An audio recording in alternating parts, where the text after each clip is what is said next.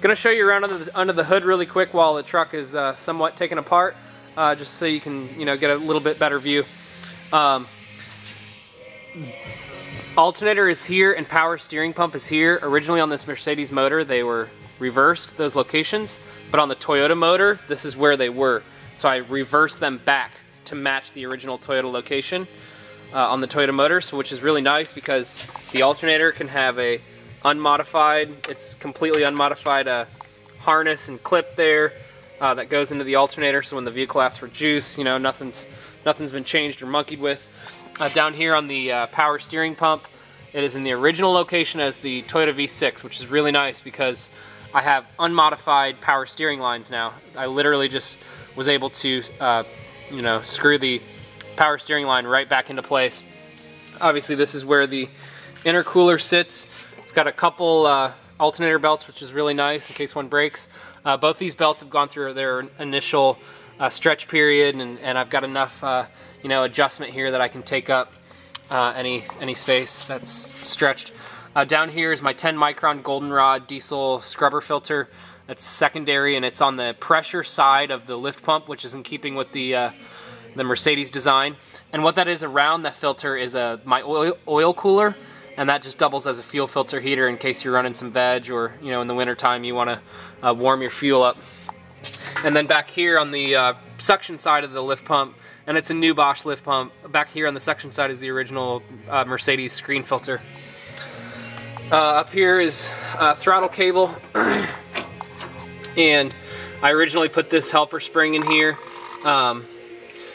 just because I thought I would need a little more spring back tension, but the spring that's built onto the injection pump is plenty. I like the softer pedal feel, but I suppose that could be hooked up to make the pedal a little stiffer.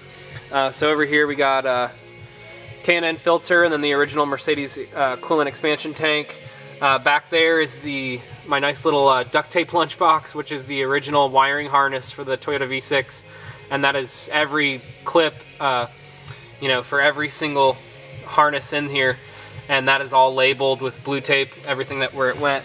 And this is the one wire. I isolated the one wire out of there that sends the signal to the dash for coolant temp sensor, and then it runs back here to this coolant temp sensor here. And there's actually two on this motor, one there and one right there, and both of them send a signal to the dash, which is really nice. You have a spare.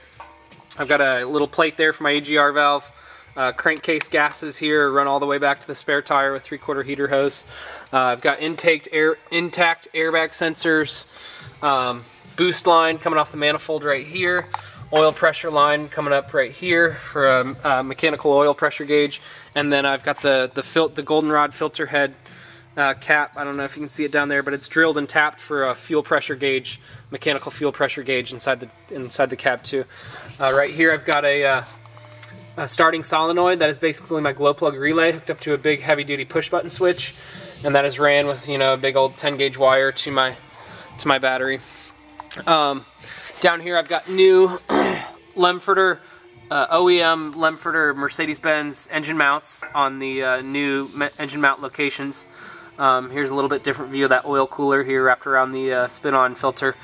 The way the motor sits above the fixed axle is just amazing. It's about a ½ inch high, which is enough for the motor mounts to sink a little bit and the motor to vibrate, but nothing even close to ever rattling into the frame, which is really nice. And then obviously here is your power steering lines coming up to the power steering pump. But everything under here just works pretty amazingly well. I mean, just the way the belts track and the way everything, it's almost like this motor was made to go in this truck.